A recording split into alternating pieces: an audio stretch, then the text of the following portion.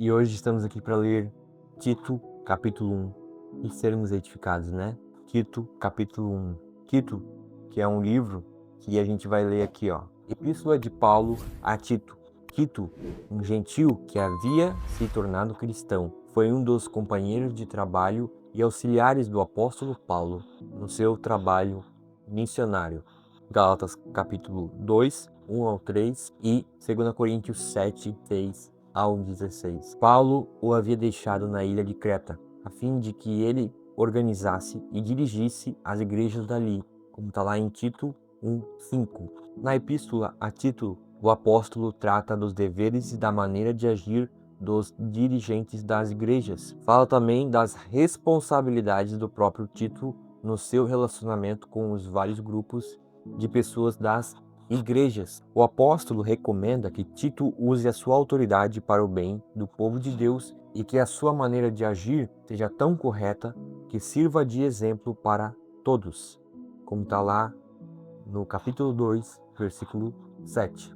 Diz que a vida cristã se torna possível por causa da bondade e do amor de Deus, o qual nos salvou não por obras de justiça praticadas por nós, mas segundo a sua misericórdia, como está lá no capítulo 3, versículo 5. Então Deus nos salvou por sua misericórdia, por sua graça, e como é de graça, também nos custa tudo. Esquema do conteúdo: prefácio e saudação, qualificação dos líderes da igreja, instrução a vários grupos, justificação por graça como fundamento da ética cristã, saudações e bênção. Prefácio e saudação. Paulo, servo de Deus e apóstolo de Jesus Cristo, para promover a fé que é dos eleitos de Deus e o pleno conhecimento da verdade segundo a piedade. Então, primeira coisa, Tito, eu até anotei aqui, Tito é de Paulo para Tito. A palavra de Tito, né, ela vem de Paulo para Tito. E também a gente vê que essa epístola, ela é escrita na região da Macedônia, tá bom? E a gente vê que a data provável é lá no ano de 64 depois de Cristo, na provável quarta viagem missionária de Paulo. A gente vê do versículo 1 ao versículo 4 que Deus manifestou a sua palavra mediante a pregação. E é isso que a gente vai ver aqui, ó, prefácio e saudação. Paulo, servo de Deus e apóstolo de Jesus Cristo, para promover a fé que é dos eleitos de Deus e o pleno conhecimento da verdade segundo a piedade, na esperança da vida eterna, que o Deus que não pode mentir prometeu antes dos tempos eternos e, em tempos devidos, manifestou a sua palavra mediante a pregação que me foi confiada por mandato de Deus nosso Salvador. A Tito, verdadeiro filho, segundo a fé comum, graça e paz da parte de Deus Pai e de Jesus Cristo, ou de Cristo Jesus, nosso Senhor. Como está aqui, né? Tito, como está lá em 2 Coríntios 8, 23 e Gálatas 2, versículo 3. Então, a Tito, verdadeiro filho, segundo a fé comum, graça e paz da parte de Deus Pai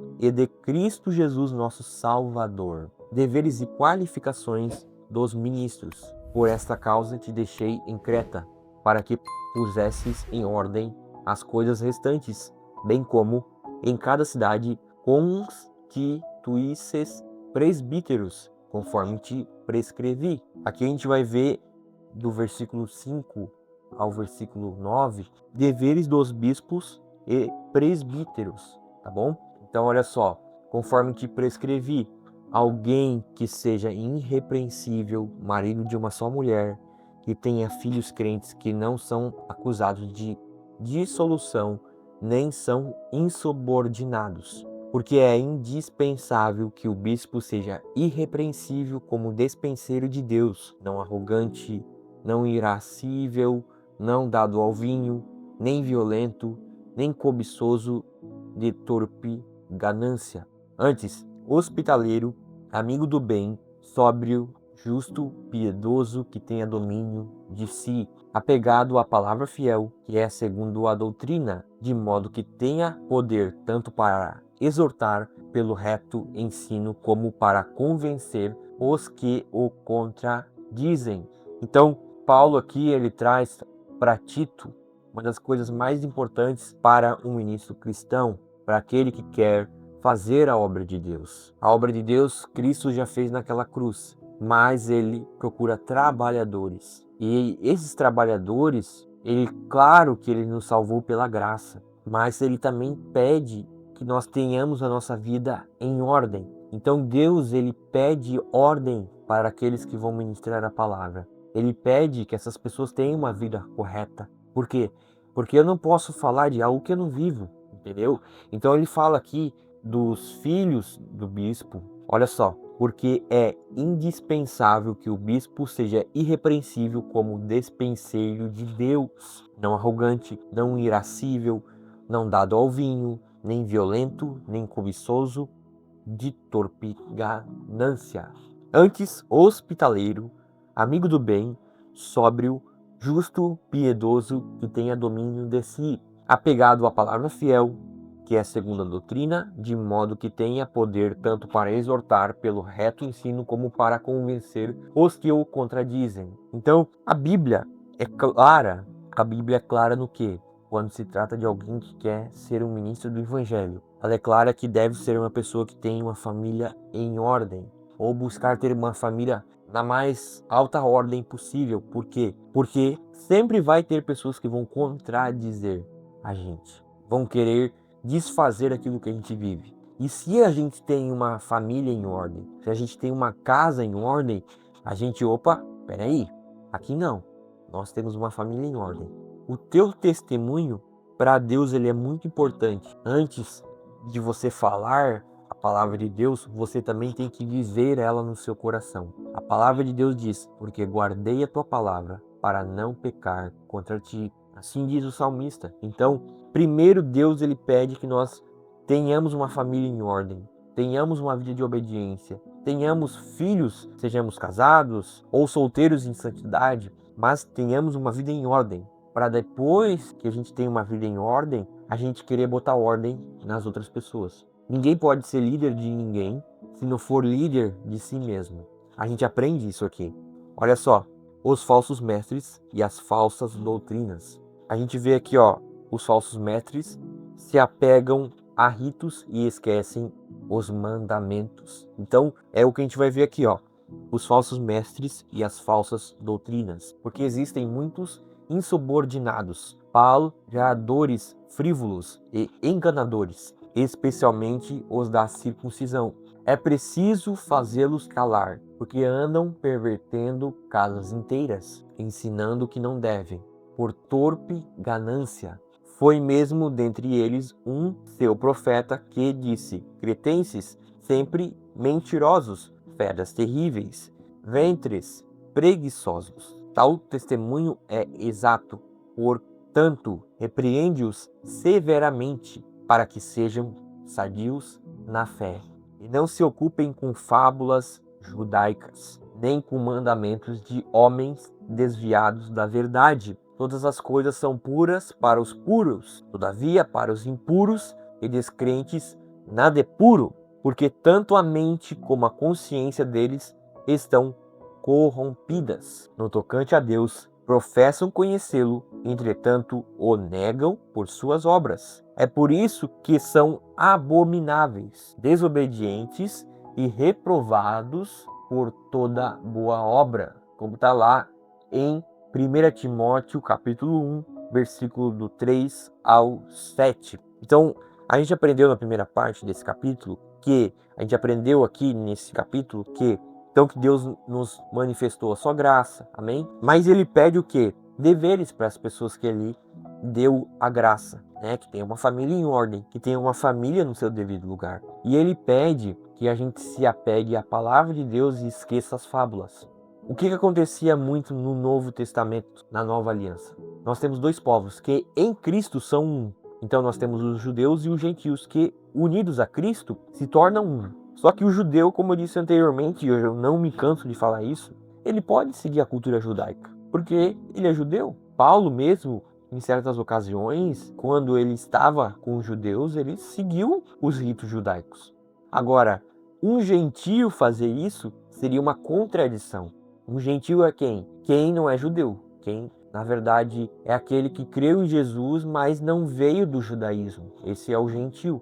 Esse cara precisa guardar o sábado? Esse cara precisa circuncidar? Esse cara precisa...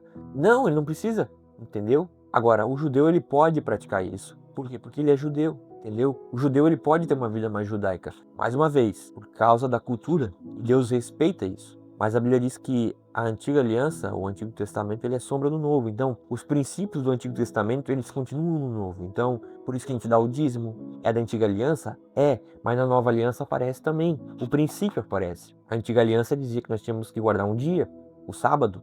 Lembra-te do sábado. Agora, na nova aliança, nós vemos que o sábado é Cristo. Cristo é o sábado. Ele diz, eu sou o Senhor do sábado. Na antiga aliança, você tinha que circuncidar. Você tinha que fazer a circuncisão. Na nova aliança, a gente vê que a circuncisão não é o batismo, como alguns dizem, mas é o coração estar circuncidado. Na antiga aliança, a gente vê coisas como, por exemplo, a restrição alimentar. Na nova aliança, Deus só pede lá em Atos que a gente não coma, na verdade, animais estrangulados, animais, né, o sangue, fornicação e a contaminação dos ídolos. Mas na nova aliança a gente não vê uma proibição de você comer carne de porco, de você essas coisas. Não, isso é coisa que passou, entendeu? A maneira de a gente ter uma vida santa é tanto viver uma vida santa, mas se apegar à palavra de Deus e não ficar preso às fábulas. Que era isso que estava acontecendo nesse contexto aqui. Era um povo que queria se apegar muito a tradições às vezes, mas se esquecia daquilo que era mais importante, que é a palavra. Na verdade, o contexto é, olha só, de pessoas que queriam forçar outras pessoas a viver de uma forma que Deus não chamou, entendeu? Mas Deus, ele sempre nos chamando de volta, para que a gente diga, eis-me aqui, Senhor, eis-me aqui, envia-me a mim. Querido Deus, Pai, em nome de Jesus, obrigado por tua palavra, Pai. Dá-nos graça para viver cada dia mais parecido contigo, Jesus. Cada dia mais debaixo da poderosa mão de Deus, debaixo do Onipotente. Em nome de Jesus. Deus te abençoe e até amanhã que vamos ler Tito, capítulo 2 e sermos edificados com a palavra de Deus que é viva e eficaz. Faça um esforço para estar comigo aí até o final do ano. Vamos junto ler a Bíblia. Não é obrigado você a pensar tudo exatamente igual a mim. Agora, se o teu pensamento e o meu pensamento estão na Bíblia, é muito difícil a gente pensar diferente, né? Porque está na Bíblia. Agora, meus irmãos, vamos estar juntos, amém? Eu quero que você leia o Novo Testamento aqui comigo. Até o final do ano, vamos ler, vamos estar juntos. Por quê? Porque Jesus está voltando, cara, e a gente tem que se santificar, cara. Amém? Ele é incrível, cara. Ele é incrível, cara. Vamos estar juntos, cara. Vamos comer da palavra de Deus, cara.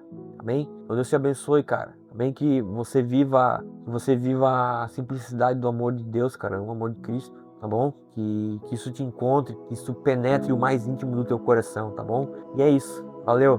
Até amanhã.